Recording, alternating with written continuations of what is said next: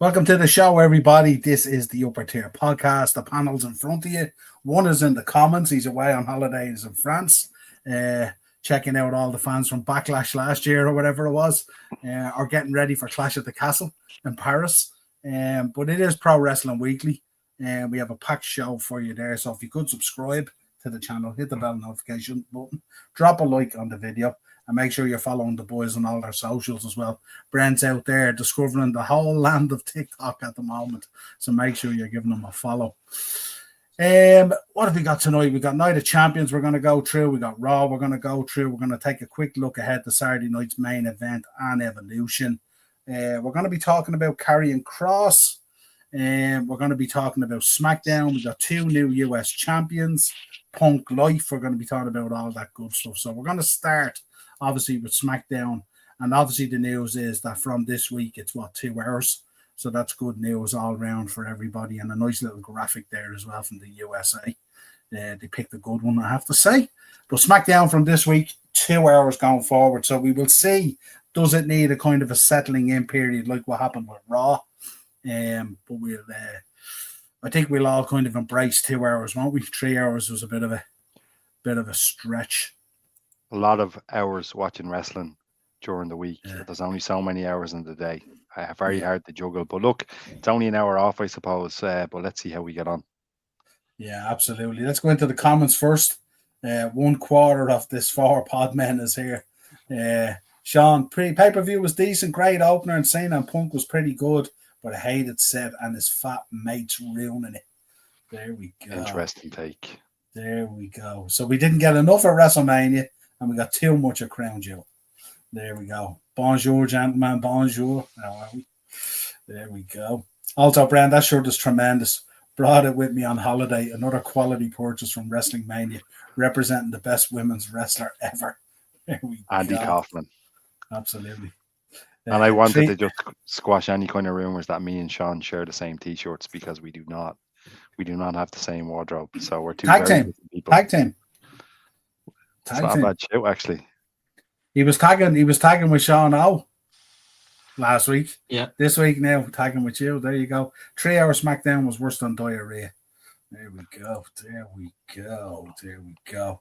Right, let's go back to SmackDown. First of all, we're going to start. Obviously, we've got 2 new US champions. Obviously, Solo picking up the belt at Night of Champions. We'll cover that in the Night of Champions section. But Julia picking up the belt from Zelina Vega. Sean, you kick us off. Women's section. Let's go. It's great to be on this week again, lads. Thank you for having me.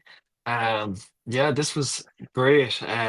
Julia was definitely one of the ones I enjoyed the most in NXT. I think her NXT run, as short as it was really good. It was very entertaining.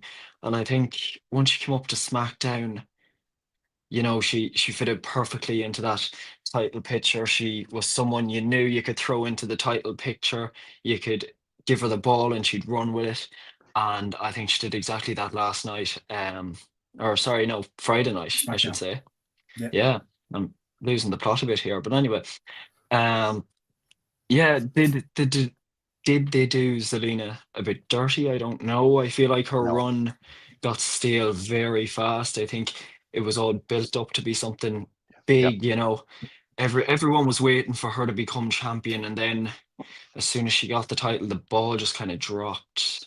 So I think it was good to see the title change hands, and I don't see anyone better on the roster currently to win the title other than Julia. So yeah. Do you know what I think, Bren? You take this as well. Let me know what you think as well. Mm-hmm. I think what's happened here is Zelina Vega, there's plenty of talent there, great look, looks the part, the whole lot. I think what's happened here is 2 women's belts have been dropped onto the creative team, and they don't know how to book it. They don't know how to write for it. They're not overly bothered by it. So long as the start of the show is good and the end of the show is good, the in-between just becomes that bit of a mess, because now we only have 2 hours. So we only can get so much in. So we're getting 4 ways and 3 ways and all this kind of stuff and all. And it just becomes a bit of a cluster. And I think it's kind of, although I'm a huge Julia fan and I think Julia will carry the belt really, really well, I'm not that down on Selena Vega. I know sometimes you can have people who are kind of transitional champions and then they find their way to someone who carries it down for a while and makes it meaningful and stuff like that. But in this case, I think it's kind of like, I think creative are kind of struggling with these new belts that have come in there. Yeah, I would agree. I think we've seen it with the women's tag team belts as well. They don't know what to do, and it's an awful shame because there is a lot of talent in that women's division, and they do deserve more. Hence the pay-per-view Evolution 2 coming up, and the first Evolution was brilliant. What I would say about this US Championship match, the right decision was made. I actually think Sean is bang on. I think Selena Vega that got very stale very quickly, but I do think. To be honest, I think it's like 95% her fault and maybe the creative team's fault as well. Selena to me, there's no authenticity there. There never really has been. I remember she was on the roster years ago and she got let go and she went on to this big rant about setting up this big wrestlers union and she was going to do it. And I think after that, she got a bit of traction. And then 2 months later, she was back with WWE and on the roster. So when I see something like that, I can't really invest in that kind of character. But overall, yeah, I think you're right. But I also think Selena Vega she's not ready to get that kind of belt. I think she's miles to go. Talent is there, but again, miles to go and a lack of authenticity. Yeah, I think she was slightly guilty by association as well, wasn't she? Because obviously she's with Aleister Black. And obviously Aleister had headed off to AEW and stuff like that. So that didn't help the situation either, I'd imagine. You know? But also the LWO. I think when you're part of the LWO, you kind of like lose a bit of steam. Like that's just my opinion. Yeah, maybe. I thought, like, I mean, it was brilliant down in Puerto Rico, remember, for that pay-per-view and stuff like that and all, and it was really hot. She was fantastic down there as well. But I think what happens is you get your little moment in the spotlight, and then creative don't know how to carry that on, or how does it move, and how do they circumvent it and stuff like that. And it just becomes a problem, you know. Sean, LWO, yeah, absolutely. Right, let's talk then about this guy. Back to nostalgia comes out. Punk Life, basic Punkanomics. Sean, or sorry, I'll say Bren, you take us off on this one first, and we'll get Sean's thoughts. Yeah, 100%. This was brilliant. I was always down with this because I loved the word life. I'm a Cena fan. I've been down since day one. So even when he came out, who was it? It was WrestleMania. The guitar guy. What's his name again? Elias. Elias. Everybody walk with Elias. When that word life theme hits, it's deadly. It's a brilliant song. But when Punk came down in retaliation to the pipe bomb there the week before, it was the perfect retaliation. And some of the stuff he said was brilliant. I don't know how much of a hand he had in writing it, but it was fantastic. It was. So me, I was mad about this. This was a highlight for me. And I think this is something we're going to be talking about for ages. Yeah. Sean? Yeah, Bren pretty much said all there. You know, I think when the music hit, nostalgia really hit, and it really hit home. I deserve that. Guitar guy, what is wrong with you? I deserve that. I was thinking Honky Tonk Man, Jeff Jarrett, and then I said it has to be Elias. I know, and I love that guy. So that was that's not cool on my part. Now go ahead. Sorry, Sean. Sorry. Yeah, you know, nostalgia hit. It definitely hit home, and as Bren said, it was the perfect retaliation, and you know, it was pure entertainment. You know, it really it felt like it never left that whole gimmick, the word life gimmick. I think it was brilliant. I was at work when SmackDown was on, so I didn't have a clue what was going on. And when I got home, I sat down and watched it and saw it for the first time, and I stood up screaming, and my parents came into the room wondering what the hell was going on. They thought someone was being murdered. So yeah, it was brilliant. Be careful what you wish for, Keith. We might get Luchasaurus coming across or something like that. Be careful what you wish for. Yeah, I thought there was kind of mixed feelings about this, wasn't it? I'm a sucker for nostalgia, so I love this. Yeah. So I buy into this.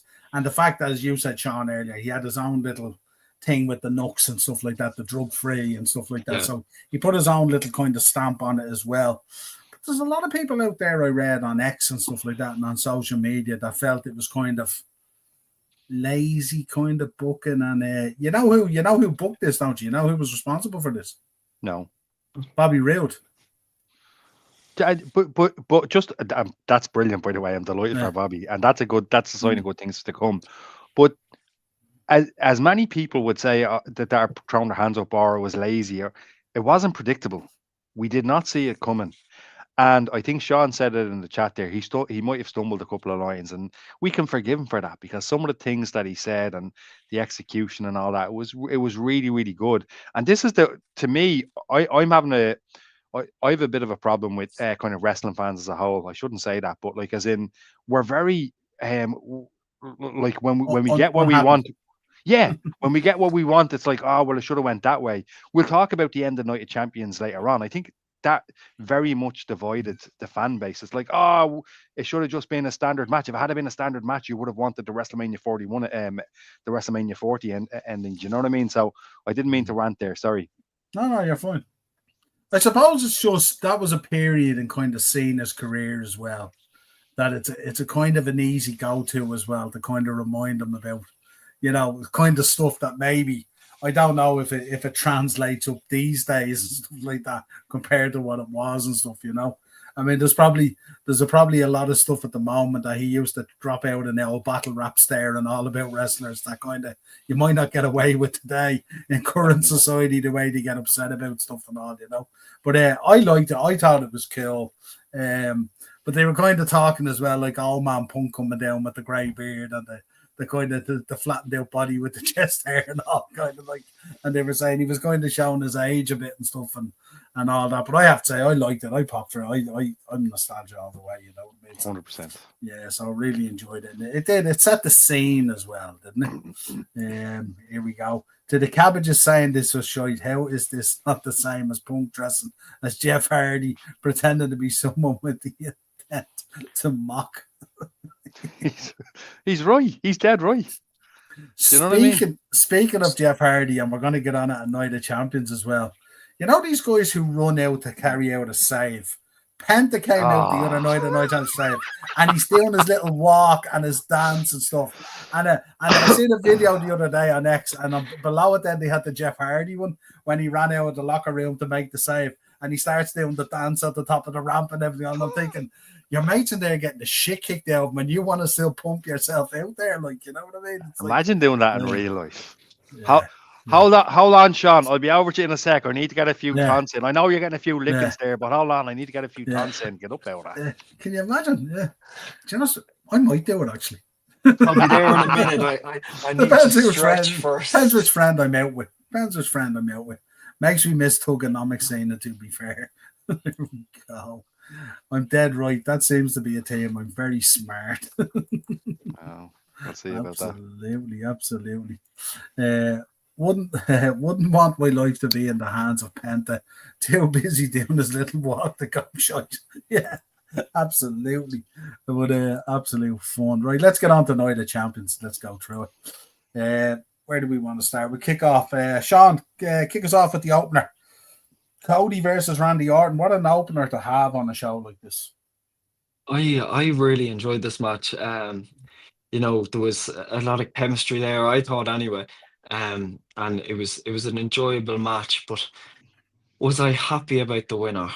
That's a difficult one now. I really wanted Randy to win last year, and I was kind of pulling. I think I chose him last week to pull through for us, and sadly he couldn't get the job done. But I'm still happy. Cody won. He's heading to SummerSlam now. It's SummerSlam, isn't it? Yeah. Yeah. There's Saturday night's main event before that, but that's where he'll be heading for the belt shot. Yeah. So that should be a good match. But should he be the one to defeat Cena? No. But we'll get to that some other time. I don't know. Go ahead, Brent. Sorry. I was going to say I don't know if he's going to defeat John Cena. There's a couple of things coming up. I think the right man won. I think a lot of people are a little bit peed off about this. They think Randy should have won. I think the right man won. I think the better match is yet to come. I think this was a taster. And if this is a taster, I'm happy. They have the history. It's going to happen down the line. There was a couple of little things that were weird about him getting crowned. Last year, I think Triple H came out and put the crown on, and even for the Queen of the Ring, the general manager put the crown on. But he had to do it himself. That was a bit strange, and I'm kind of nitpicking here. But also, as well, I'm going to nitpick one more time. When he was talking about on the microphone on a pay per view, he was saying, "Well, I've gone up against this character and that character and that character." He was talking about them as characters, which is kind of I found it a bit strange. That's just me being a nitpicking little prick. But overall, the to me, this was fantastic. I think they've got something better down the line for us. And all this did was plant the seeds. Randy went to kick him in the head. He went to go through it. We seen a bit of bad guy Cody here. This did, in my opinion, what it needed to do, and I think the right man won. That's just my opinion. Do you know what it is? I really, really enjoyed the match up until the transition into the finish with the turnbuckle. I thought was kind of crap. I thought it deserved a better finish. I thought like Randy running in and hitting the lat without the turnbuckle and then coming out and taking the finish, I thought was a bit I don't know. Just say maybe they're giving us too much up close camera angles or something like that. Didn't seem to be the thing that would finish you, you know. So I don't know. That was the only thing, you know. I thought the way he had set up to take the turnbuckle off by throwing the chair at the ref and distracting the ref, I thought was really, really cool. But I thought using that as the finish kind of was a bit kind of just a little bit weak, you know. Only nitpicking, like it's only a small thing, you know. Yeah, and I am nitpicking. I'm entitled to nitpick. Shut up. Yeah. You're over in France. I was going to say, and I hate to bring up the name, but I have a feeling at SummerSlam, Travis Scott's going to be involved somehow and somewhere. I hate to bring up the name again. There's just something I have. Now you've set Sean off. I got a bit of it just occurred to me as I was watching the end. I was like, oh God, this is Travis Scott, or maybe Dwayne's going to show up. He is going to show up eventually. I know he is, but I don't know. Anyway, still busy hanging out with Jelly Roll. That's right. Yeah, still busy hanging out with Jelly Roll. I don't know. This stinks of. I don't know. Is this going to be another cluster at SummerSlam and Cena walks off with the belt again? Are we going to get like Cody almost has it beaten? Seth tries to cash in and Punk spoils the cash in. And are we going to empty out the locker? Are we going to get this emptying of the locker room now between now and Survivor Series by the looks of things? I hope not. Is this the Fed kicking back at the internet community? Don't dare question us again about how much we give you at WrestleMania. Now you can have it. Now you can have it all, guys. Make a big huge ramp and let them all run down at the same time, like Bulldogs Chargers. Look, they're damned if they do anyway, and they're damned if we don't, and that's what we're seeing. That's what we see with wrestling fans anyway. Because I promise you, if the ending didn't happen the way it did, and we'll get to it, we'll get to that in a few minutes. Go on. Yeah, I don't know. Ace was saying final boss will be involved. Well, if he's involved, you would assume he's going to cost Cena, and then we're getting set up for an autumn and a winter of Rock and Cena maybe to finish out the tour by the looks of things. I'd say, you know, that would be my thinking on the Sean's in again to erase the threat of Travis Scott, leave the room, turn your back to the sun, yell Fiend 5 times, spin around 3 times. It's now safe. There you go. The room is cleansed. Cena babyface turn. Yeah, I mean, they've been kind of teasing Cena getting a little bit softer. They've been teasing Cody, trying to be a little bit harsher. I'm not sure. What do you guys make of this Cody heel turn? I don't know. I don't think it's going to happen. I think we're a few months away from it if it is going to happen. I'd be surprised if it happened before then. To me, if he's going into a feud against Randy Orton, it makes more sense for Randy to be the bad guy, in my opinion. And I think it's like the Cena situation, isn't it? Isn't it? When he was a good guy for years, he was selling lots of merch. He was the top of the guy. He was doing everything tip top, and I think that's the kind of situation they're in. I do think they'll have to pull the trigger eventually, and we're going to have to get that Homelander character. But for now, yeah, when it happens, as long as the timing's right, it won't be a problem. I don't think now is the time. What do you think?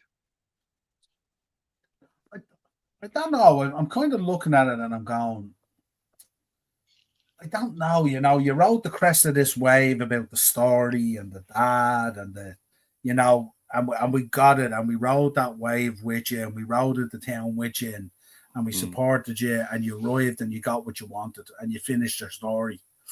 And now it kind of feels a little bit weird if he was to go heel, you know what I mean? Like he's going heel. Yeah. It's just, I don't know. I'm not too sure about it. I'm just not too sure about it. I think I it's don't know. too I soon. think it's not even that. I think at the moment they're just kind of blurring the lines a little bit to get us talking, maybe. And it's kind of like I'm not too sure, but I think if they are going to do it, I think the idea is to give obviously Cena like maybe 3-4 months finishing out the career as a babyface, reverting back. This is like Ultimate Warrior Papa Shango levels here. Maybe The Rock had him under a spell or something like that. But we shall see. But obviously, for it to go the way they wanted to go. I mean, even in the Cody match and the Randy match the other night, it was very blurred in terms of both were really, really over. There wasn't really a face or a heel in the match, really. You know what I mean? Just unless you want to stick it in there with Orton taking the turnbuckle off and stuff like that. But it's a real old school way of getting over that kind of situation now. So I'm not too sure. Do you think we will get John Cena versus Roman match before he retires? Maybe at Survivor Series. You could get Team Cena versus Team Roman. You could get a War Games match. I don't think you'll get a singles match. I'm not too sure. I think there's not a whole lot more that they can really write, to be honest.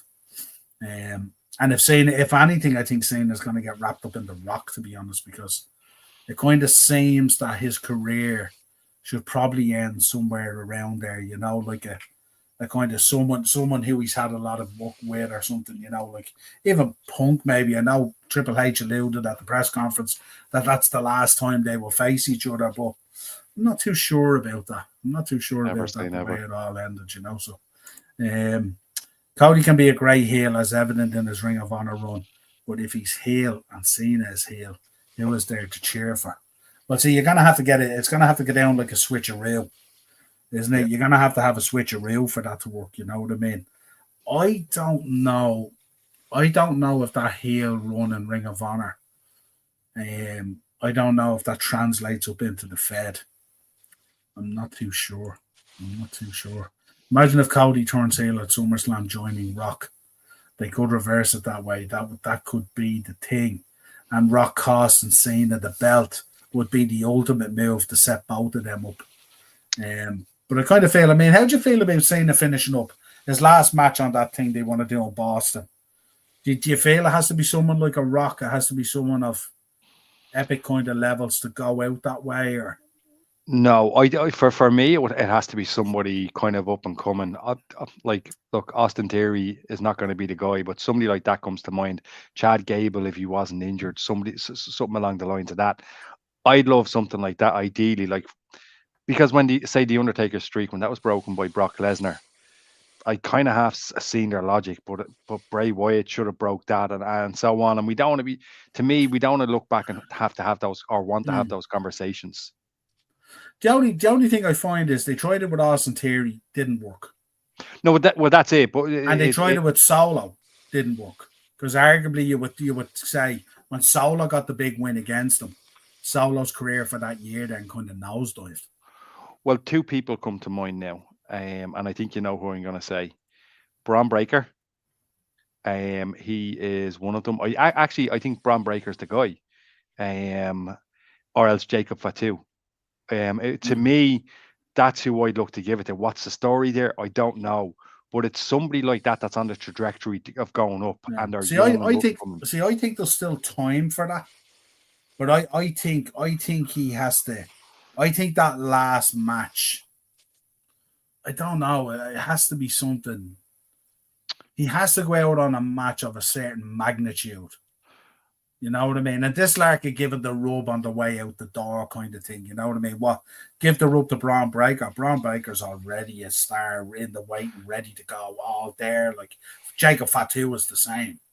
So are you really if you're going out to those guys, are you really giving them a rub? And you look at Braun Breaker in his absolute prime, destroying lads. You know what I mean? If he Sure. beats Cena, who's now at the end of his career, pretty much a very different John Cena and stuff like that, are you really giving the guy a rub? Probably not. Yeah, I get what you're saying, but the thing about it is, it goes back to me. Well, not me. I'm not going to beat Cena, but it goes back to the alternative being somebody big and a big name, and then the conversation is, well, should that have happened? Oh yeah, I totally understand what you're saying, and in fact, maybe second last match he could do that, give somebody the rub, give them the belt or whatever, and then I get what you're saying. Last, go out with a bang to somebody. I don't know, Cody or whoever. You know what I'm coming to. You know that like Hogan Rock 18 feel. Yeah. Oh. That's what I'm looking for probably in his last match to go, okay. It's like as if it had come full circle. Does anyone come to mind? Well, ideally for me, except for obviously the issues that he has and stuff like that, someone like a Kurt Angle would be great. But obviously Kurt probably can't do it and stuff like that, you know what I mean? But someone like a Kurt Angle, someone like maybe a Shane O'Mac, someone that's, like that marquee match, but Sure, hits you with that nostalgia as well. And I don't know who else is down there. Who, obviously, I mean, Randy, but he's faced Randy, so it's kind of like, I don't know, If Edge was out of contract and was able to come back, that's the kind of levels I'm thinking. You know what I mean? If it's, I don't know.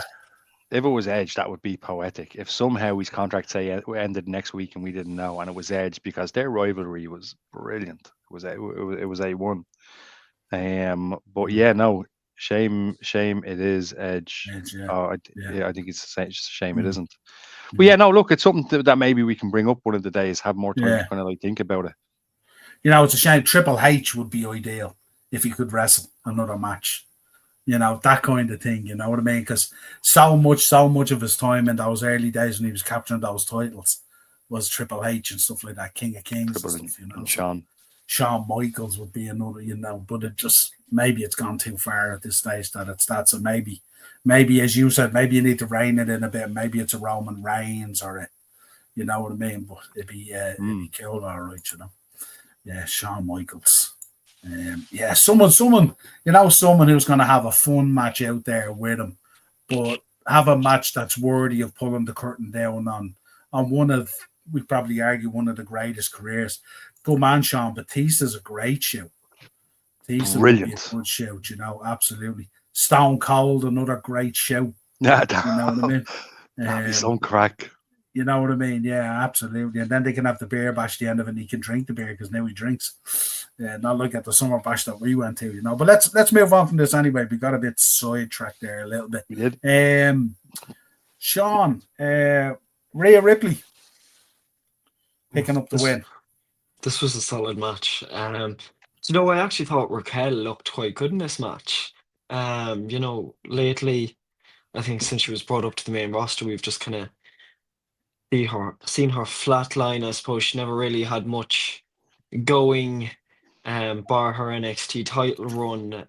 But I think we see a bit of potential after that match. It was quite an enjoyable match, and I think we all kind of knew Rhea was going to win anyway. But I thought the finish was beautiful. The riptide off the tables. I thought that was a perfect little ending and looked really well. And Raquel definitely took it really well. So yeah, it was a great match. Yeah, I thought Bren as well, the video package beforehand of how they were friends and how they came up through the business onto the main roster and stuff, really set a real, put a bit of depth into it and stuff like that, this is where I had gone to and stuff like that. So yeah, pretty cool, all right. We'll stay with you, Sean. Jade Cargill. I like this one. I thought Jade actually looked quite good in this one, so I did as well. Looked in ring and look wise, beautiful woman. Don't know her personally, wish I did. But yeah, great match. I think I called it last week that Jade would win, and I'm glad to say I was right. I'm quite proud of myself, if I do say so myself. Yeah, I thought her speech after the match was actually quite good. Um, talking about how if you've dreams, don't be afraid to chase them, and really motivating and kind of showing all the young ones that when you work hard, what you can achieve. And it was a Mm. good match, and I'm glad she won. I think she was the right winner, and I'm excited to see her go against either Tiffany or um Io. Yeah, So yeah. I thought the speech was a bit funny considering the location. I wouldn't imagine there's too many kids that were in that audience there on Saturday night that have any problems about achieving their dreams or chasing their dreams. I'm sure they could probably do whatever they want. Maybe the audience was the wrong, but maybe it was coming through the camera and it was for the rest of us. But I don't think Saudi Arabia need to be lectured on chasing your dreams and achieving your dreams somehow. Bren, me and you probably have slightly different views than Sean on this. Yeah, look. I'll be honest. The first word I wrote after, because when I'm watching, I take notes. Obviously, the first word I wrote after was cluster F, because I don't think I can curse on air. Not good. So look, I love Asuka. A big fan of Asuka, and I'm a big fan of the idea of Jade Cargill. I just don't think she's polished enough for me. She has all the right tools. I'm really rooting for her. She has an incredible look, but there's just you can have all the right tools and just not click, and that's what's happening here. And even I think Niall's going to touch on this a little bit. Even the match itself, it was just cluster after cluster. I wasn't a fan of this match at all, actually, and I thought it was a bit of a bad showing. Probably Asuka's worst match that I've seen her in, and that's saying something because Asuka is a legend. She's unbelievable. So now look, I bring it down to the word that I wrote down first. To me, this was a cluster F. Yeah, I think when you look at this match, and you messaged me, Bram, when you watched it, and you said you were spot on. She has a fantastic look. She looks the business. She's every bit of a superstar that you'd be looking for. Physique, look, the way she carries herself, phenomenal. Not too bad on the mic, not too bad. Still a bit to go. Has all the power moves in the world down. All the power moves in the world down.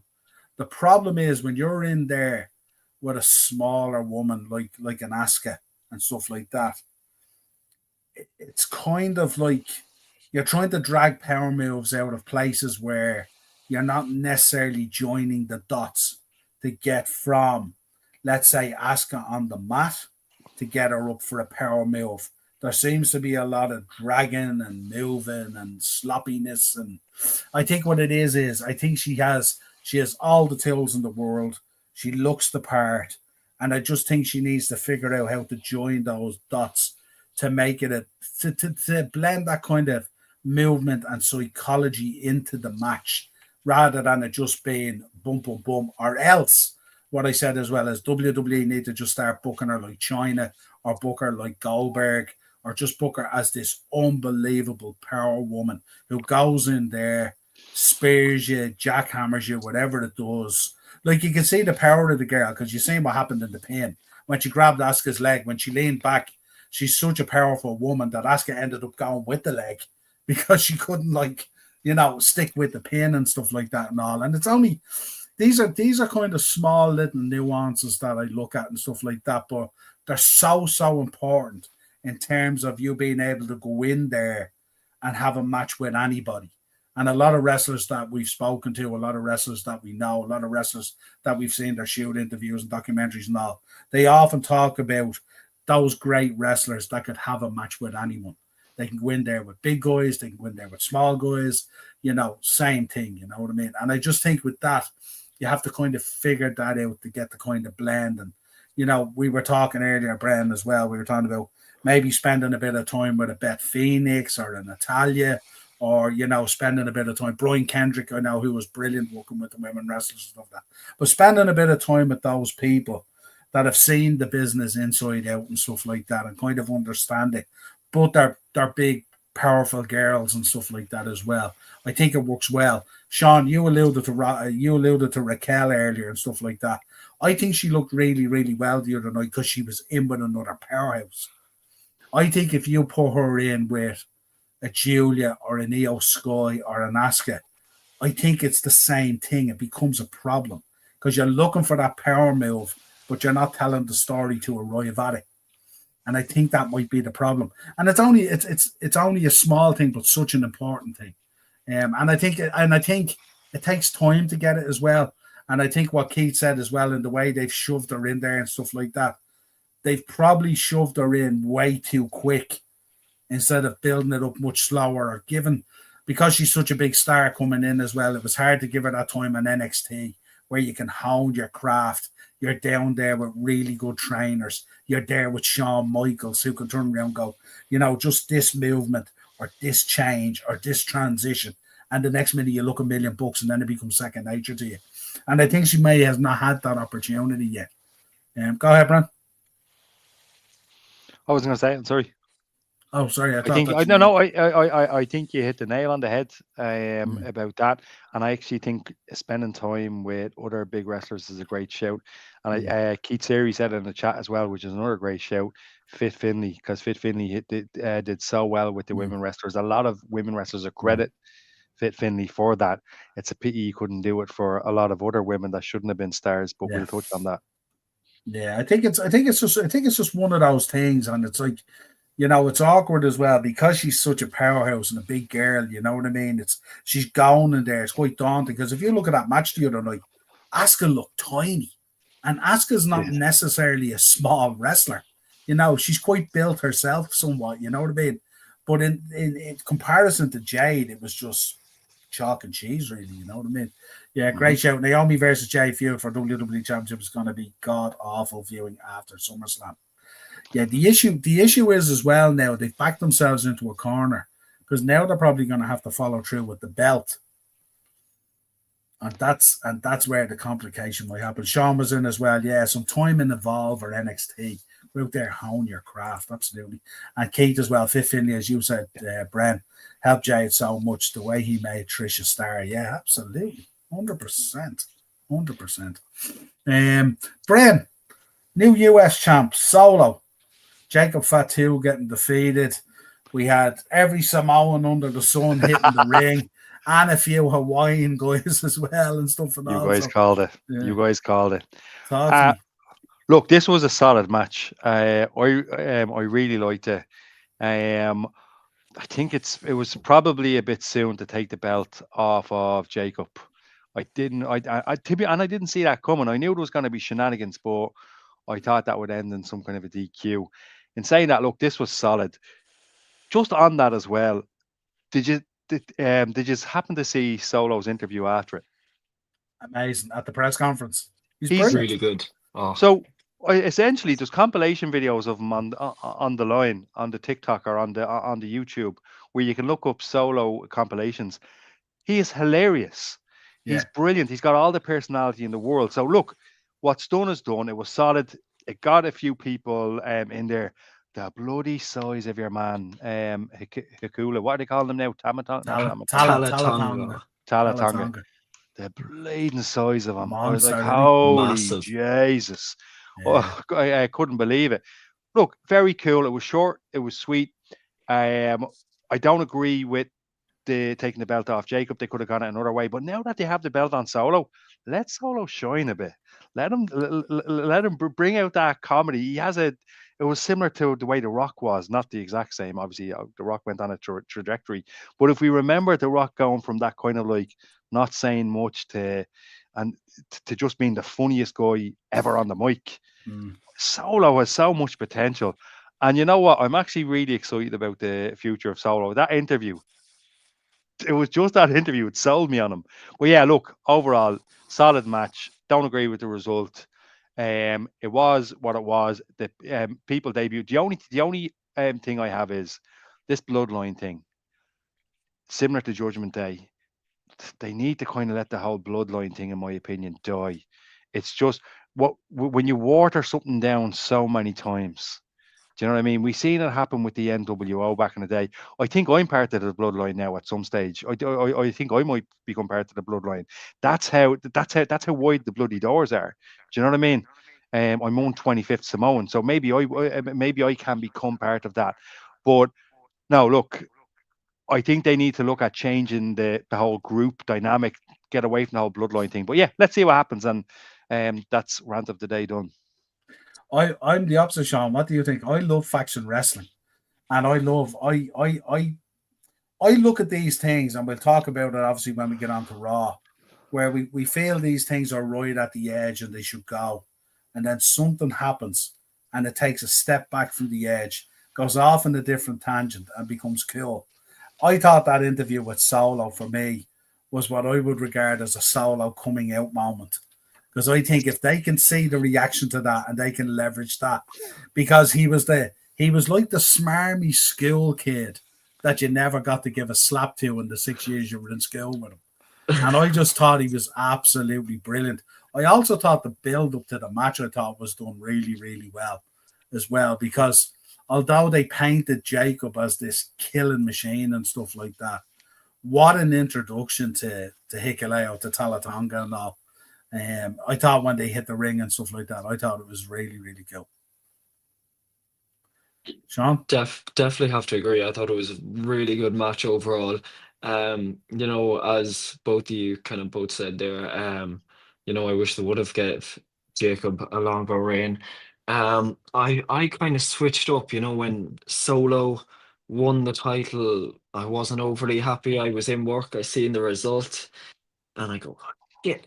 And the head chef is looking at me, staring at me like I'm some Egypt. Sure, what's wrong? So I looked like a right Egypt, so I did.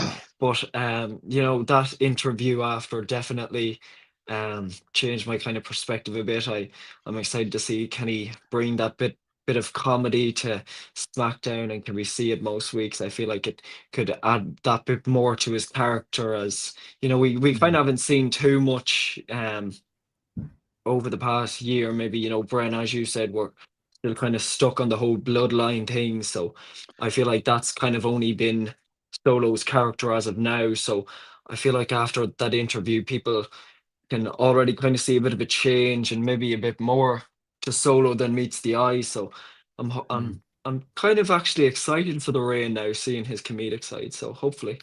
Yeah, I think with Solo as well, I think it's really, really difficult to step into Reigns' shoes, what Roman did with the bloodline, stuff like that.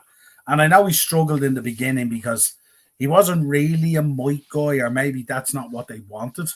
But he has shown he can go out there and he can command an audience now, no problem with that mic, and have a lot of fun doing it as well.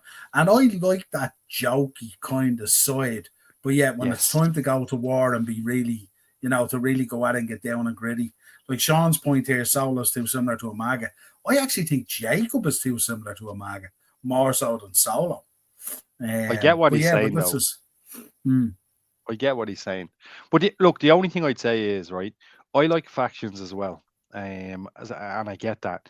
But it's kind of like, I was thinking about this a few minutes ago. It's kind of like, you're going to have to hang with me. This is not a great analogy. It is in my mind, right? It's kind of like going to see Brian McFadden and Keith Duffy, right? You've got two members of old boy bands, Irish boy bands, right? And they're singing their old songs, right? They're singing their songs of their groups that they used to be in. When, look, lads, I want to go see Westlife and I want to go see Boyzone separately. Do you know what I mean? It's a bit like that. So if you're going to do that, go solo. There you go. Not go solo, but like, for me, change the branding. Don't stick with the Bloodline 2.0. Change the branding a bit. Put your own Solo stamp on that. Do you know what I mean? I get what you're saying. I like a faction as well, but to me, it's just watering and watering and watering. Make it your own. Yeah, I think that's the road they might go down. And now that we've seen, that kind of bit of dynamic what Solo can do, there's obviously work there. Very interesting to see what Talatonga does as well, big guy and stuff like that, who can move and work as well. So that should be interesting as well. Let's move on then and park that. Obviously, we said 2 new US champs over the weekend, so pretty cool as well. Sami Zayn versus Karrion Kross, Killer Cross, whatever you want to call it. Sean, talk to me. I feel like it was nearly a burial moment for both guys. You know, Sammy got a great pop when he came out, obviously, but Karrion Kross was so hot for a while now, maybe a month or two, ever since he cut that promo. You know, people were really starting to get behind him, sorry. And, you know, the fans wanted to see more of him. And although we're getting seeing more of him, still having him lose on TV isn't going to do much. Like, you're having him win on the main event, their show, the main event, but yet having him lose on a pay-per-view. And there's a massive difference there because the main event is their weekly show they have on YouTube, but their pay-per-view is their pay-per-view. You know, millions of people watch that, and you're just burying him on TV where you could be creating a star. Meanwhile, you look at Sami Zayn, he was hot. He's cooled down a lot now. You're having him pick up the win, which I get. I see that point of view, but I feel like it was kind of a case with Sammy, strike while the iron's hot.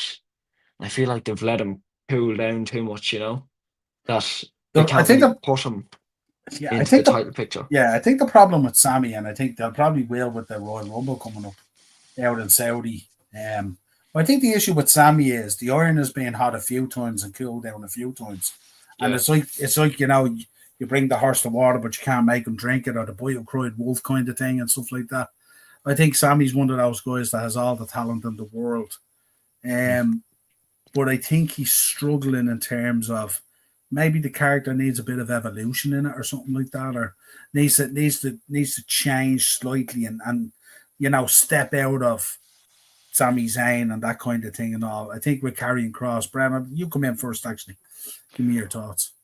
I've ping-ponged about this match. I've gone back and forward about it because when I was watching it, I found myself getting into it. Do you know what? They actually got me at one stage. They got me. I thought the sleeper hold was going to do it. Sammy was in a sleeper hold, and they did the old gimmick where they put the hand up 3 times, and I was like, "He's going to do it." This is so they got me at various parts of the match. The thing about it is, first of all, I think the wrong guy won. In my opinion, I do think Karrion Kross should have won. I think for me personally, what's after kind of what kind of ruins, not ruins, but what kind of dampens Karrion for me is how he's been used since he came to the to the WWE.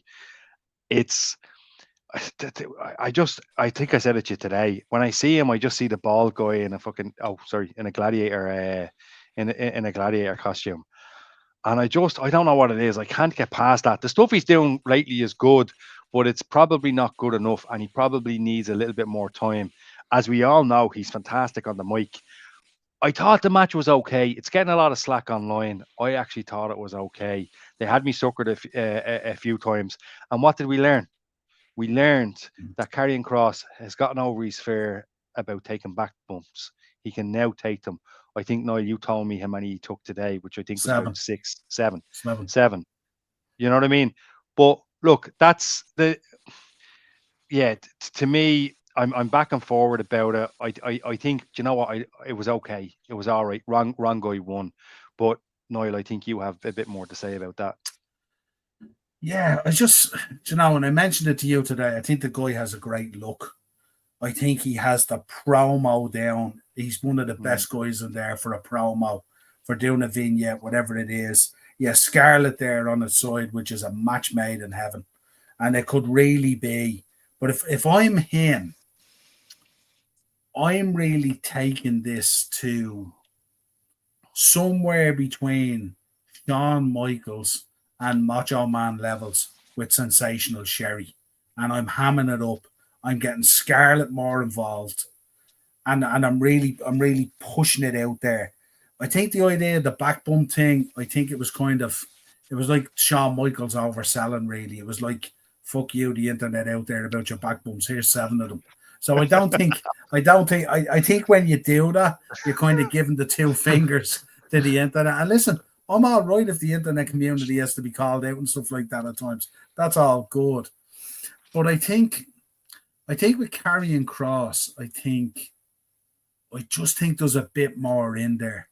I said to you today, Sean, I look at his, or Brian, I look at his look at the moment, and he's every bit of Triple H in terms of his look and stuff like that and all. And he could have, Triple H. He could go, even if he sat with Triple H for a bit and got deep into Triple H, when Triple H goes into that dark, aggressive side of him, that kind of way, where he's actually beating the life out of Mick Foley. And I think that's how they need to book Karrion Kross. And I think for Scarlett, she needs to step up and be that kind of Stephanie Sherry Martel kind of character. I think she comes out, looks $1,000,000, but I don't think she delivers enough in terms of the package. And I think with Karrion Kross, I think the package is so important. I think the two of them together deliver a lot more than in terms of a single situation and stuff. And I think that's the way they need to look at it. I think he needs to get with, he needs to get with a Triple H. He needs to get with a Shawn Michaels, and he needs to delve into their brain. But he needs to go out there against guys like as well. He needs to be out there against guys like, a Sheamus or a Rusev or a Braun Breaker or a Bronson Reed. He needs to be out there against powerful guys, and he needs to do powerful stuff against big guys that you go, fuck. You know what I mean? That kind of coming out moment. And she needs to get involved as well. I would heal him up to the moon, and I would have her interfering in matches as a distraction to refs and opponents. And I would have him holding trunks, roll-ups, schoolboys, all that kind of stuff, and gander that heat that he's able to harness when he's on the internet doing promos and doing videos and stuff like that. And just to follow on from this, I mean, this was the kind of response. What did you make of the response? He came out and he said, Daz, I'll come back, John, that right. We're not going anywhere anyway. He came out and he said, didn't ask for shortcuts, didn't ask for favors. We just showed up every time, staying ready even when no one was watching. Saudi Arabia, you saw it, you felt it, and that means more than you know. To the rest of the world watching, with you a never-ending support, thank you for reminding us who this is really for. And then Scarlett came out as well then. She says, I've watched Kross give everything for years for this. Saudi Arabia, you saw him, you felt him, you respected him. And as someone who knows what he's worth, thank you.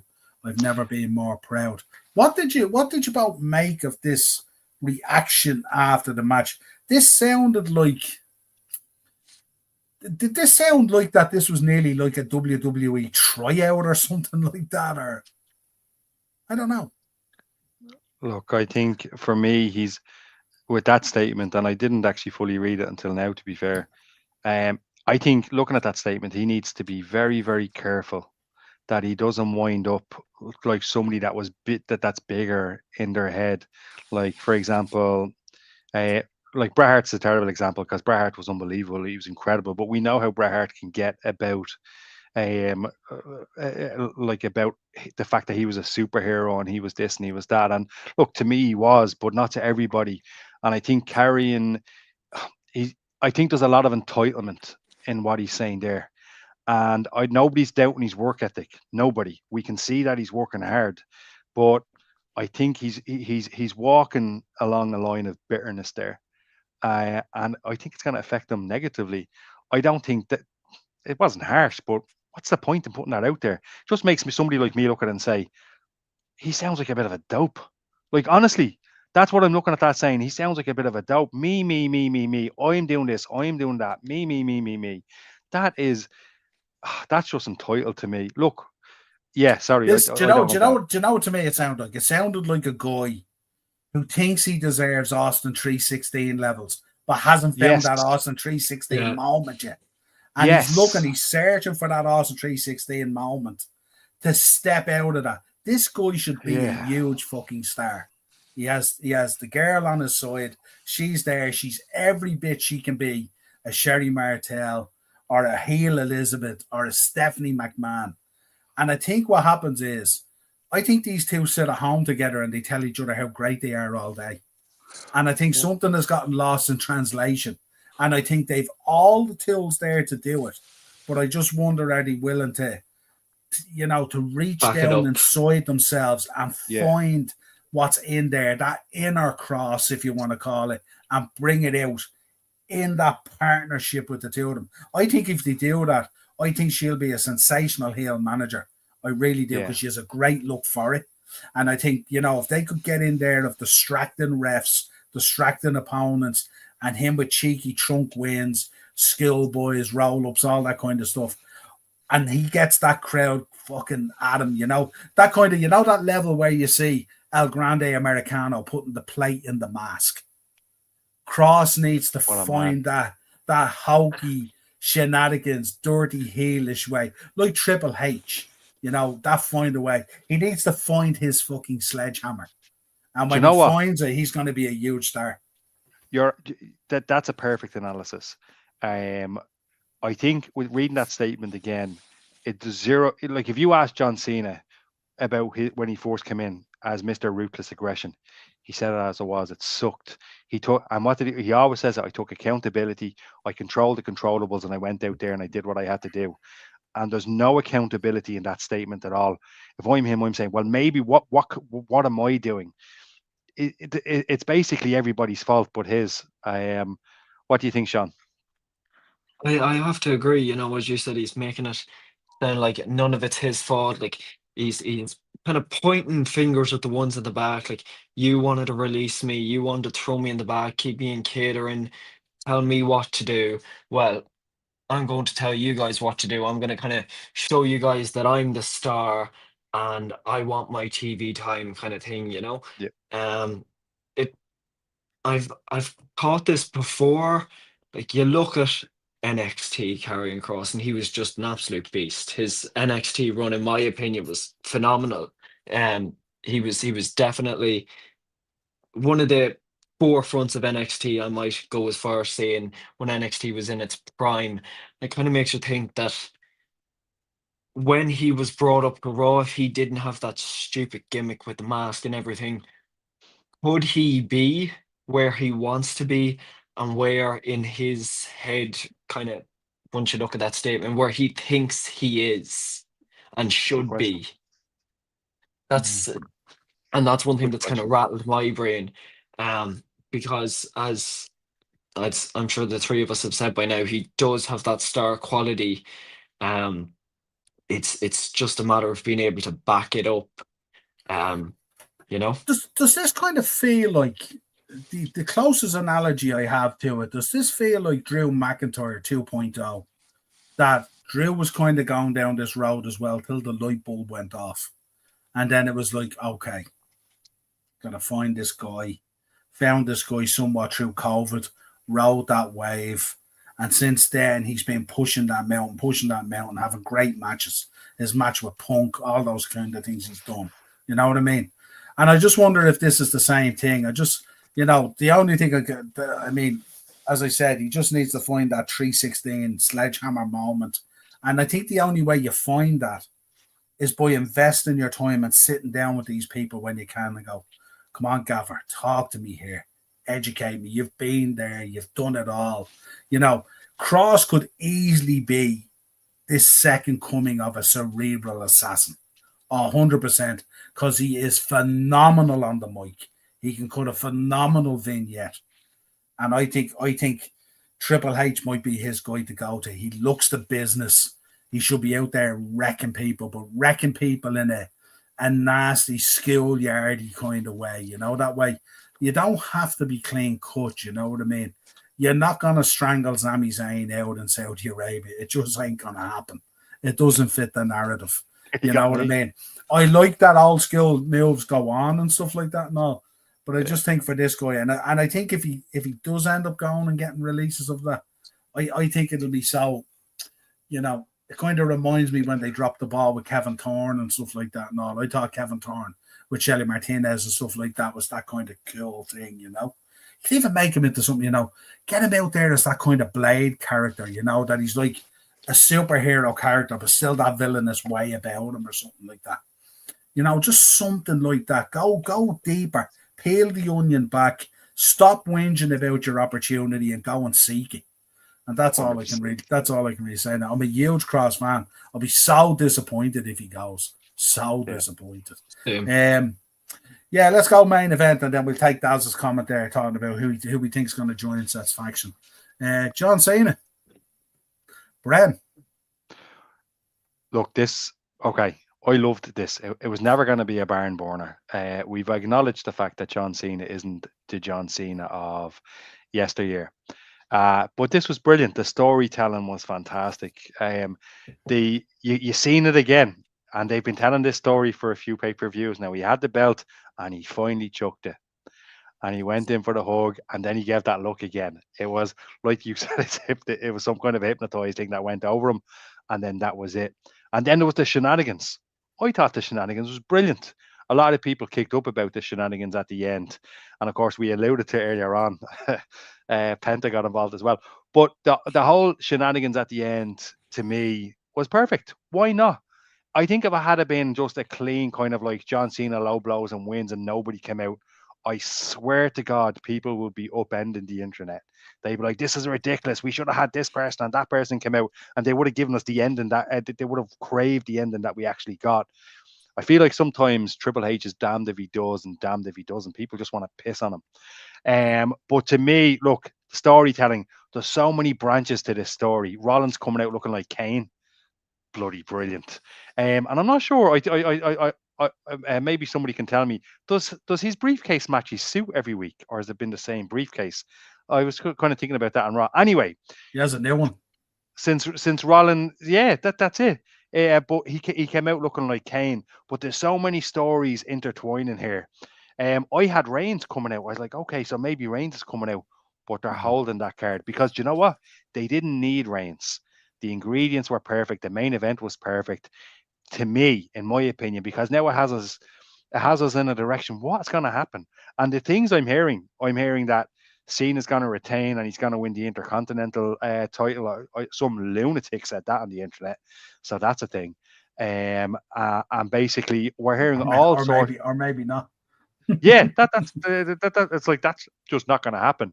Cena's going to win at SummerSlam. Cena's going to lose at SummerSlam.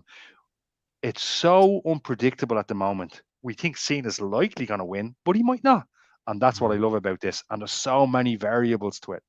When Rollins' music kit, it was fantastic. But I don't think he's going to cash in on Cena. I think he's going to go in the other direction. Maybe Saturday night's main event. But then what threw a spanner in those works is how he came out here and then what he kind of said on Raw. It's kind of like I'm looking between the two. And do you know what? I really like this. I didn't think there was anything wrong with it. And I think what happened needed to happen. And I think it made the event better. Well, that's just my opinion.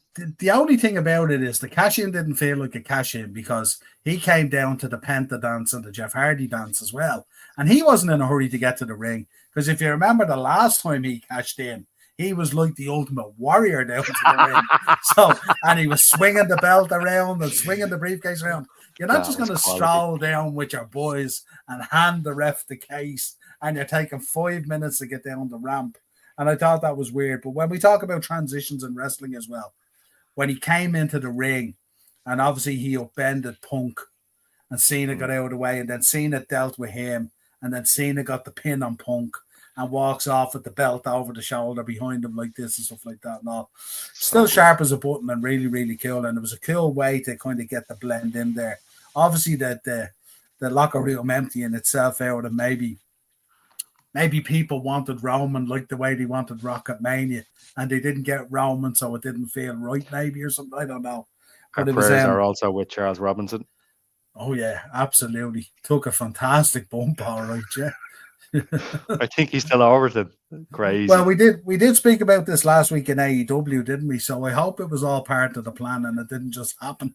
Because there's lawsuits flying around all over the place at the moment for this kind of thing, you know. But he took a stellar bump, didn't he, as well? Probably you'd argue bump of the night, you know.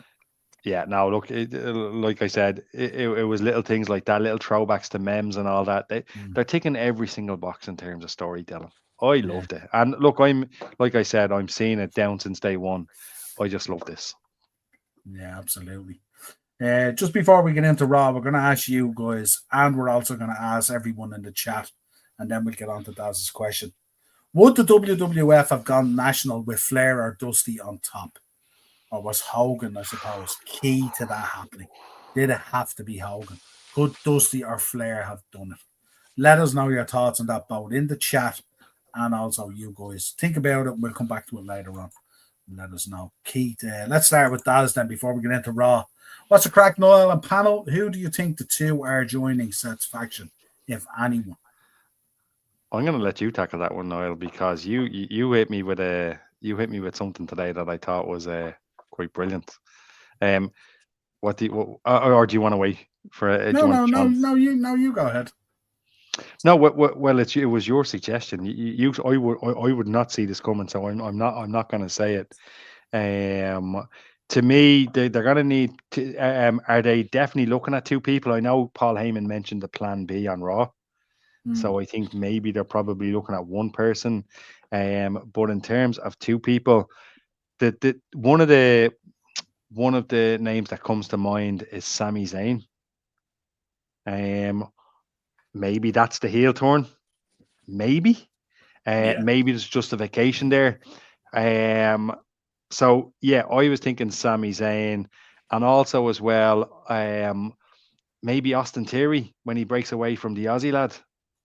You know what I mean? Aussie lad. I shouldn't. You know, I don't deserve my spot on this podcast. Sorry. Grayson Waller.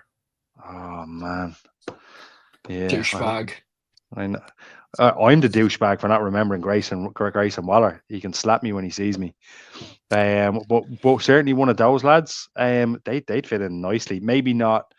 Maybe more Grayson Waller than Austin Theory, because Austin Theory, I think, has something cool going on that could potentially be something else. But that's just what I think anyway. What say you, Sean?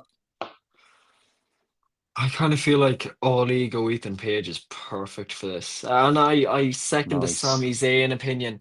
But you know, if you watch NXT and you know about Ethan Page and NXT, he is phenomenal, and he is the perfect mix between a heel and just a jackass, basically, you know.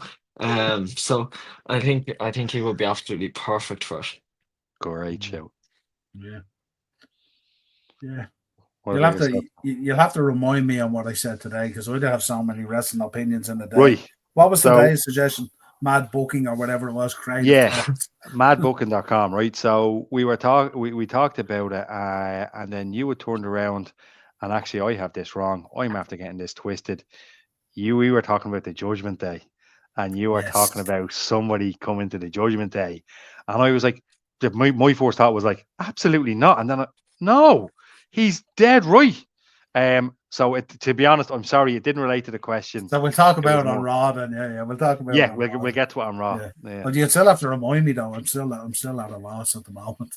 I'll tell you. I know what I said. I know now what I said. Yeah, so we'll go back to it. But yeah, I'm not too sure in terms of this faction. I don't know. Depends how long they're going to run it for. I have a funny feeling you'll eventually get Rollins turning on the two boys, or maybe Braun Breaker turning on the two boys, or something like that. This could implode pretty quick, I'd imagine. It kind of looks like it almost began it on Raw, because where's Seth? He's on a private jet, and Breaker comes into the frame. It doesn't matter. I just want to smash somebody's head in. I'm paraphrasing, of course. And then like you can kind of almost see it, which, you know, it just seems like it's been a bit of a waste of time in that case. Yeah, this is kind of, you're kind of waiting for that solo moment, aren't you? All gas, no brains. You know, kind of thing. That's what you're really waiting for. But it's it will come. It will come. Yeah, I'm not too sure who they'd put in there. I mean, I suppose if you want, like, if they're gathering people that are really talented and on a roll at the moment, I mean, could you put in there someone like a Stephanie Vacour or something like that? Maybe, or something. I don't know. I'm not too sure. Could you put in a Roxanne Perez if she wasn't tied up in the Judgment Day? I don't know. Could someone like a Bailey go in there? I think the reason why that's a tough question is because the group lacks a proper identity. And it's hard to slide something into something that we don't know what it is yet. Yeah, When it's you've got three super talented guys, and obviously Paul Heyman in the background there, who we don't even have to talk about how talented he is and stuff like that. But I think what it is these three super talented guys are all working towards furthering Seth Rollins' career. And it's like as if Bronson Reed and Braun Breaker have kind of put their careers on hold, that all roads lead to Seth and potentially a belt. And then what happens, you know? Do you eventually get the Evolution situation where Seth wins the belt, he's up on Bronson Reed's shoulders, and then Braun Breaker gives it the L,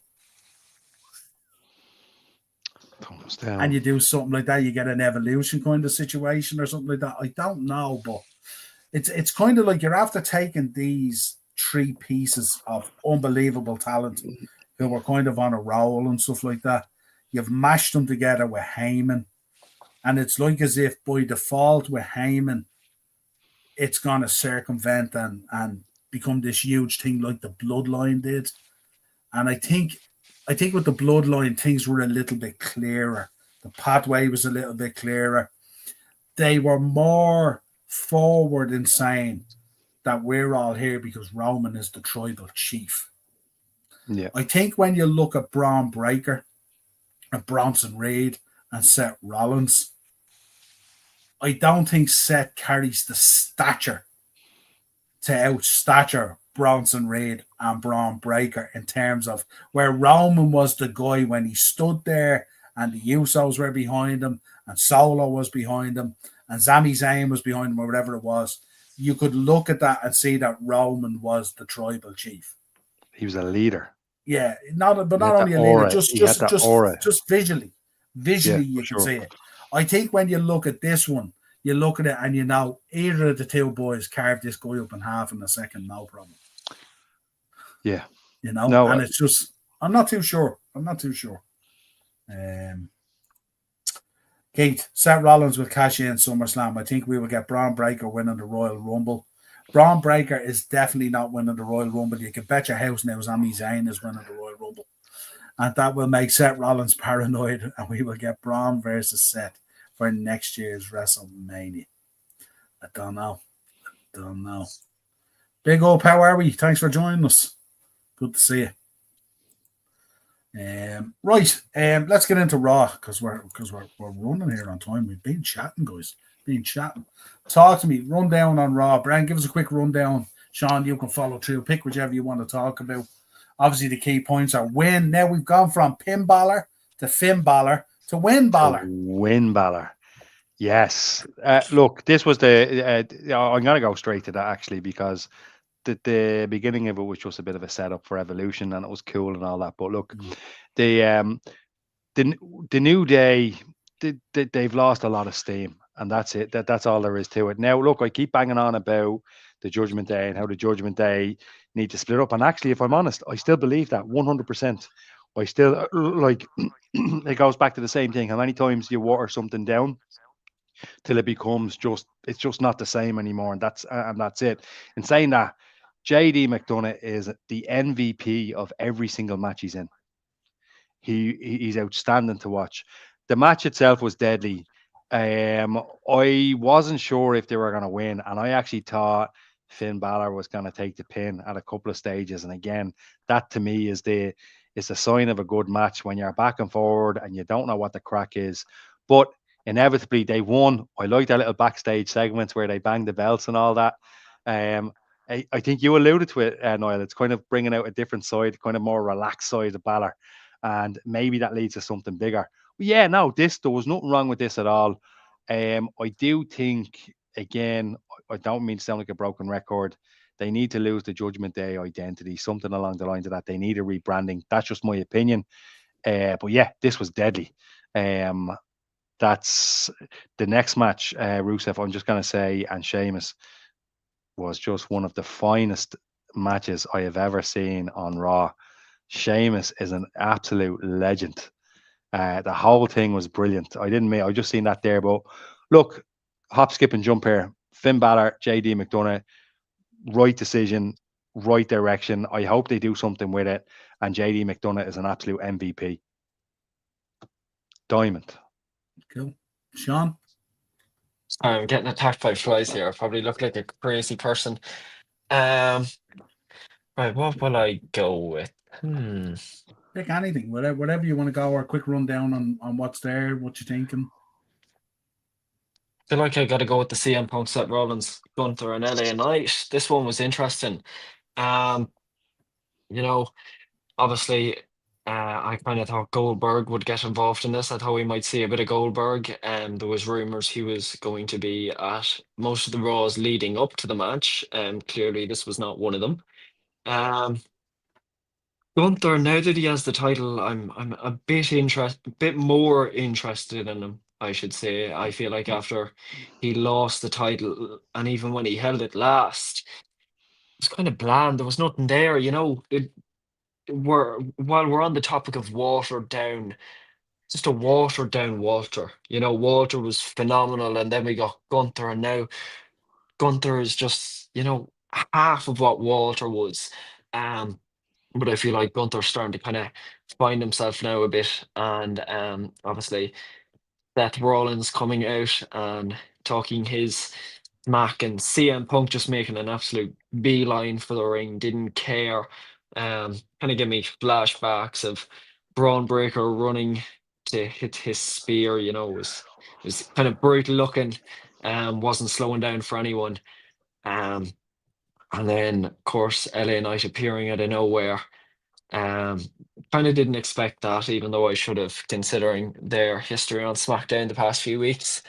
And brawling into the crowd, and that's what I like to see at these shows. I like to see brawls out into the crowd because obviously it gets the fans involved.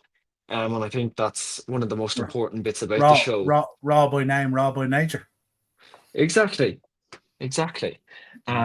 So it was good to see the crowd get involved, and I like when the brawls go out throughout the arena. So I liked that little bit, and of course Seth running away like a chicken. That's always pleasant to see, considering we see that a good bit. Yeah, overall great segment. Mm. Kind of feels Bram with LA Knight. He's still trying to come down off that wave that he was on for about 18 months and find his position again in terms of building the blocks up again and stuff like that and all. And yeah, kind of feels in these situations he's kind of the Evo stick filler glue that goes in there that knits it kind of together slightly. It's interesting you say that, because that's what was going through my head when I seen him. First of all, when he came out, and what he did was cool, and it was very good. But I think the thing we're missing here with LA Knight is it's just consistency, and it's like sometimes he comes across as an attitude era tribute act. Sometimes I'm not knocking the guy. The guy, he seems deadly. He seems class. Seems like a good guy all round. And then other times he just did what he done on Raw. And this is what I have written down here. I'm on the fence with LA Knight.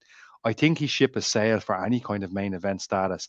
But I think you hit the nail on the head there. I think he's going to be that kind of like, if we need somebody to if we need somebody to get put over, or if we need somebody to fill in a gap somewhere in the main event, let's just throw him in here, because the fans love him. But like that, I'm pretty much on the fence with him.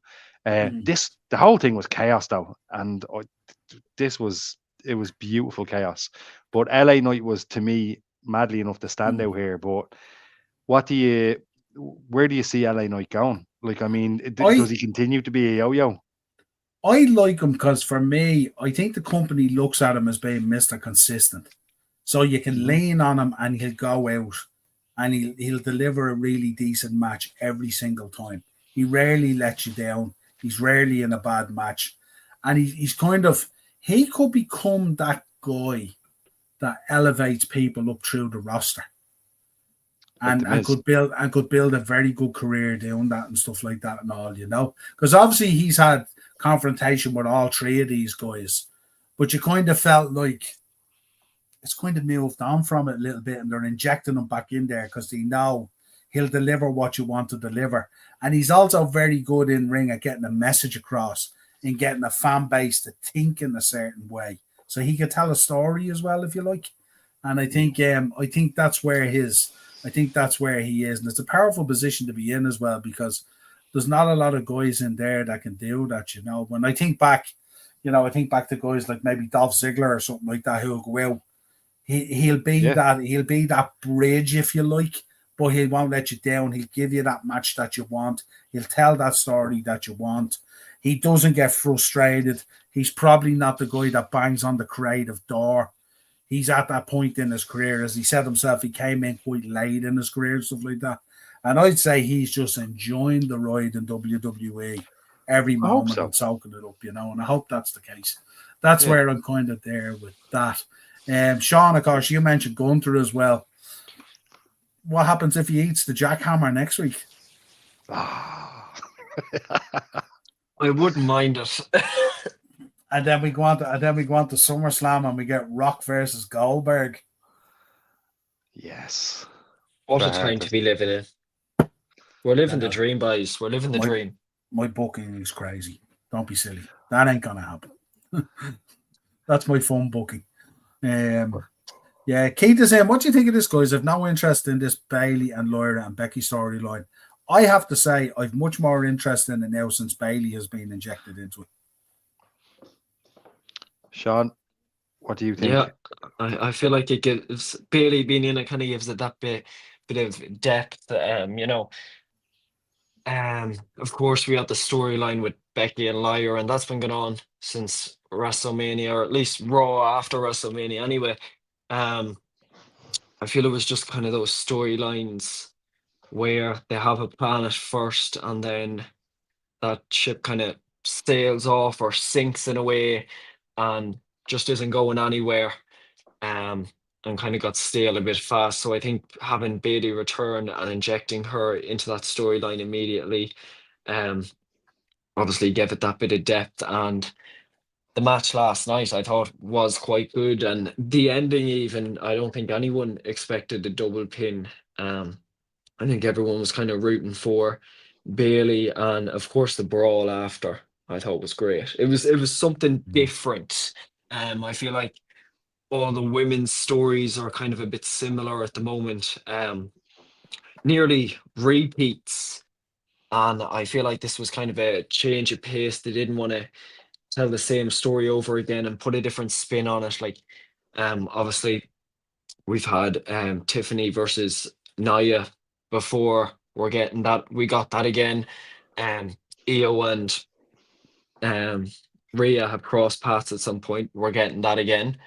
Becky and Lyra have already crossed paths. Could we possibly be getting that again at Evolution? Yes, but we're putting a twist on it, and that's what you like to see, because they're not telling the exact same story over again.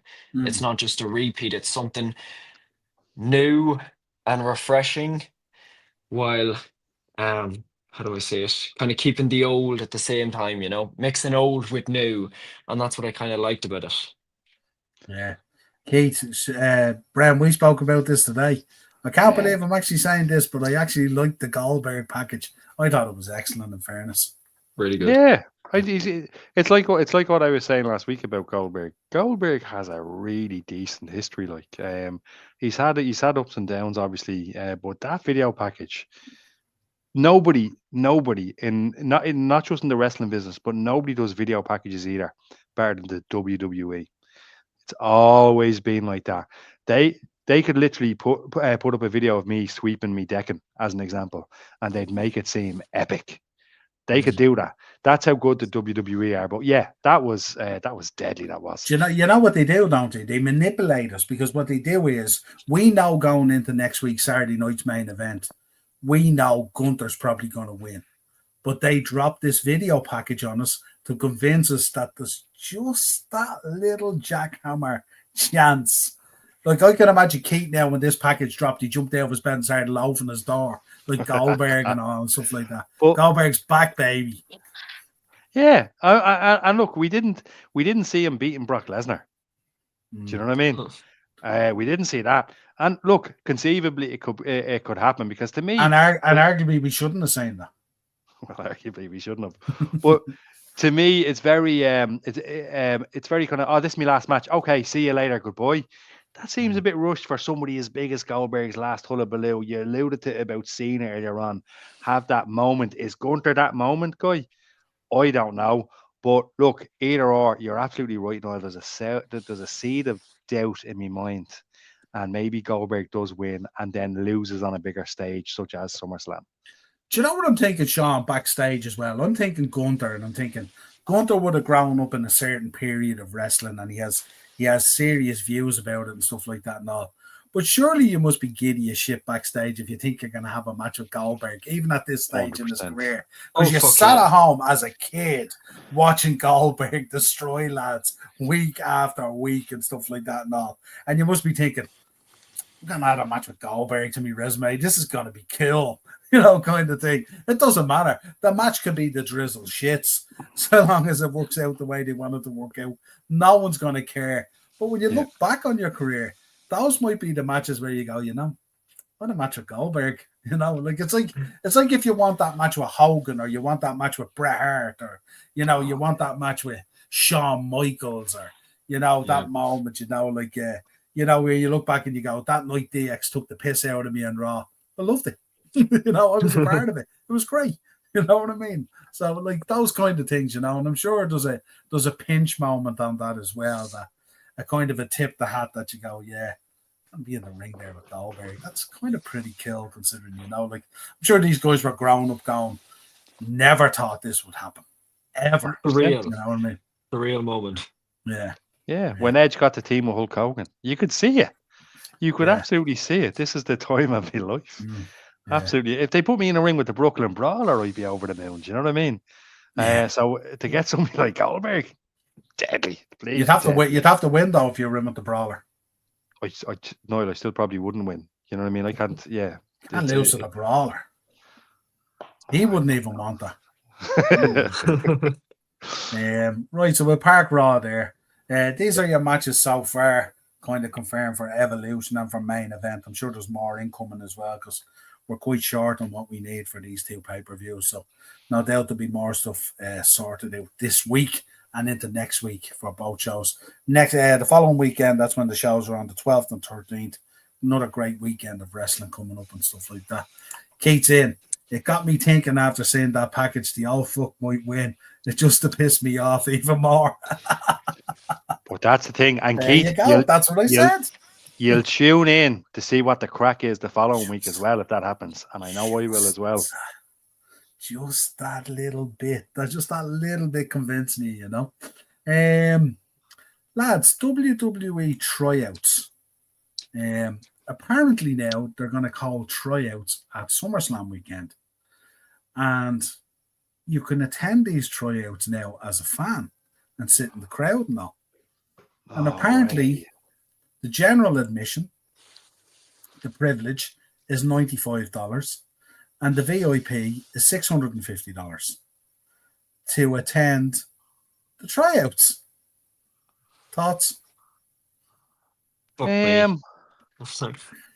mean $650 to see a lot of people that I commend anybody that gets in the ring. So much respect for them.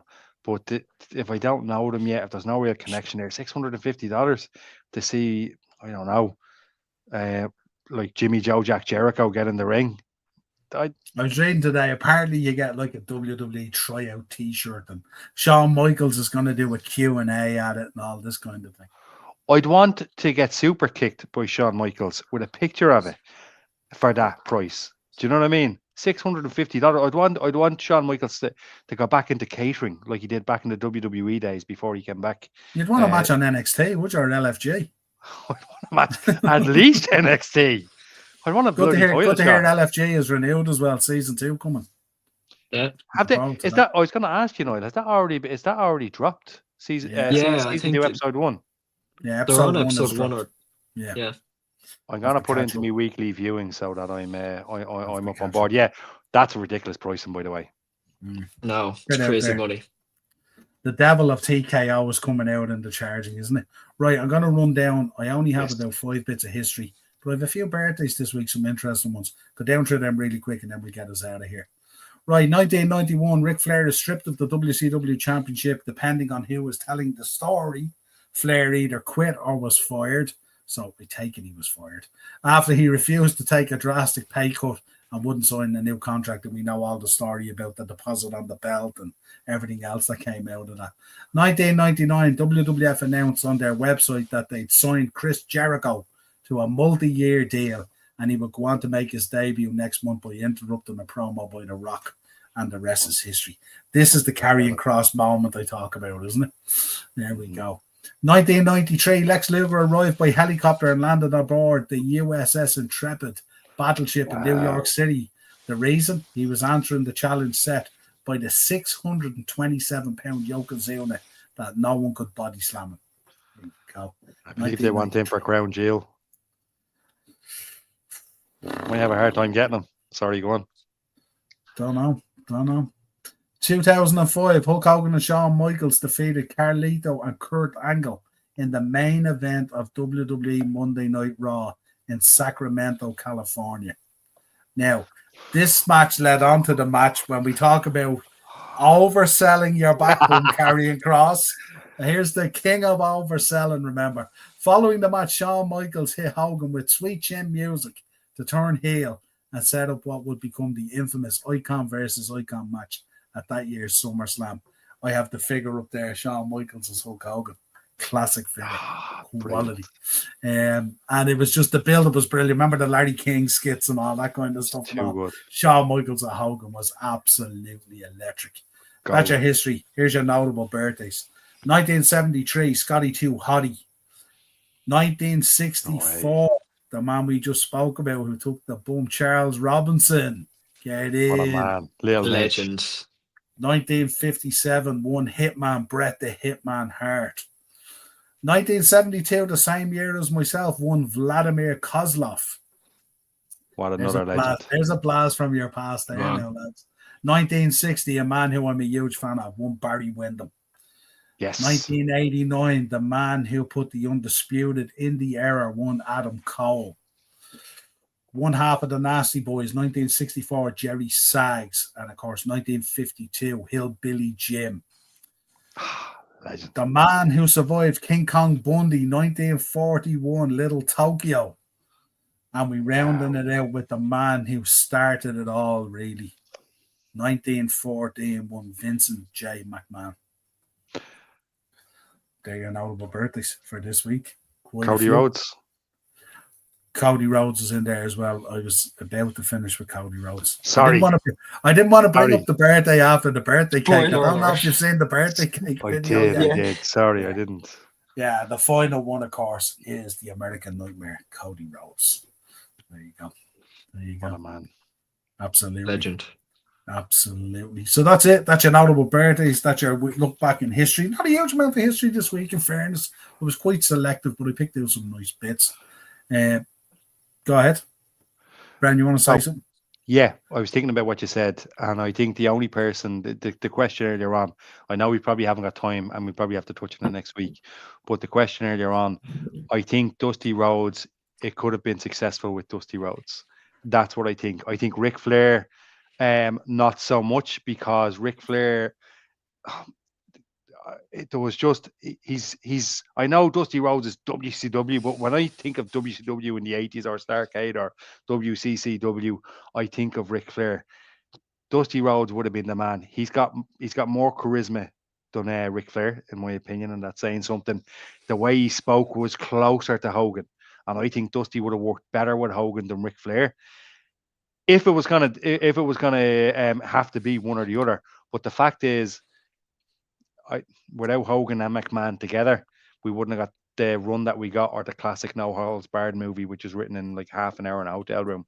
But my pick out of the two of them would be Dusty Rhodes. Great poll, great question, but there's a lot to unpack with it. Sean? I gotta agree with Bren on this one. Yeah, we'll touch on that next week because I have a bit more to say about it as well. My thoughts on this were, if they wanted to match the levels of Hulk Hogan, and we have to agree that Hulk Hogan was the man, the icon, to bring it national and get the eyes on it and stuff like that. Sure. My argument on this was you couldn't do it with either of these. You would need both of them, because both of these men together brought out the best in each other.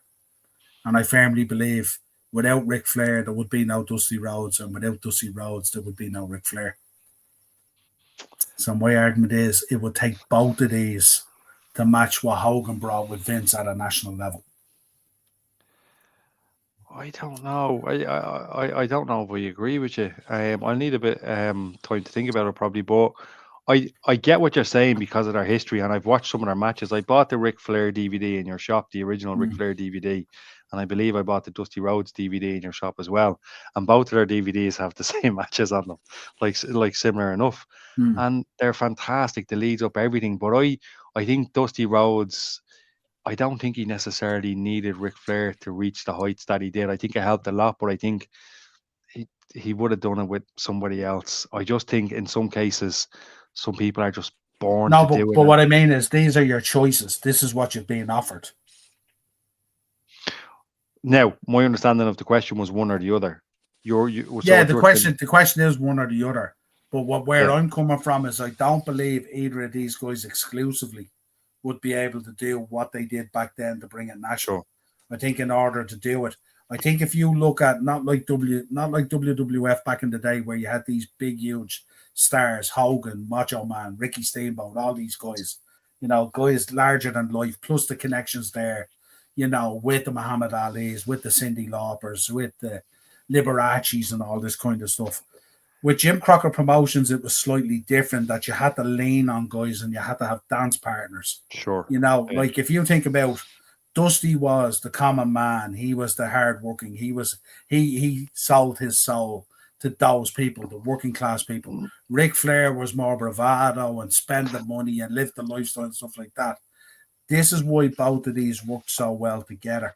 And I firmly believe that one without the other, they're not exclusive of each other, and I think it's so important. Because if you think about when these came into WWE then, it wasn't necessarily that flattering. You know what I mean? In reality. I mean, to me, that was about timing, right? So, I mean, and Dusty Rhodes didn't exactly get a fair stretch. To be honest, what he did with the polka dots was incredible. Based on what he was given. But I think if Dusty Rhodes was given a different kind of character, say, I don't mean to bring up the word character, maybe. But yeah, look, I understand what you're saying, but there's a lot to unpack there on that. To me, if Dusty had to come in when he came in 91, I think it was 1991 ish, and he wasn't given the polka dots, and he just came in as the Dusty Rhodes who cut the Hard Times promo. The American Dream. We're talking something special there. So it's a debate I could literally have for an hour. And look, you could even carry that on. You could do a little swapperoo with the Attitude Era at WCW Nitro. What if this happened there? What if that person went over there? What if they switched somehow? So yeah, it's a bit of a can of worms to me. It's one worth thinking about. 100%. Well, I'm not sure, and I'm a huge fan of both, as you can see. I mean, over my shoulder there is Flair's trunks, and I'm sure there's some Dusty stuff around there somewhere. Actually, funny enough, I have a Fandu belt over there signed by Goldberg. Do you? Deadly. I do. I bought it off a guy during COVID, and he was going through a tough time, and I bought it off him, and I told him after COVID if he wanted it back, I'd sell it back to him at the same price. I never heard from him. So there you go. That's quality. Maybe if Goldberg wins, you can bust it out. Tanya, it'll be on the shoulder for the next show if it is Goldberg. Be on the shoulder here. Might even shave the head bald. Let's see what happens. Yeah, there you go. Yeah, great show, folks. Thanks for joining us as always, Sean, Bren. It's quality as always. Everyone in the chat, super job tonight. Keith, all you guys in there. Phenomenal questions and stuff like that. Keep them coming every show. Make sure you're liking and sharing and all that kind of good stuff in the way out, folks, when the show is finished and stuff like that. Don't leave it there on the channel to wither away into the gallery and stuff like that. Push it out there as much as you can. Let's get these views up and stuff like that. So from myself and from the Women's World Champion and from Sean O, one half of the John Cena Brigade, who joined us tonight. The other half is in France. Hope he's having a good time. One of two. Yo, we will chat to you again next week. Cheers, folks. Good night and God bless. Cheers, lads.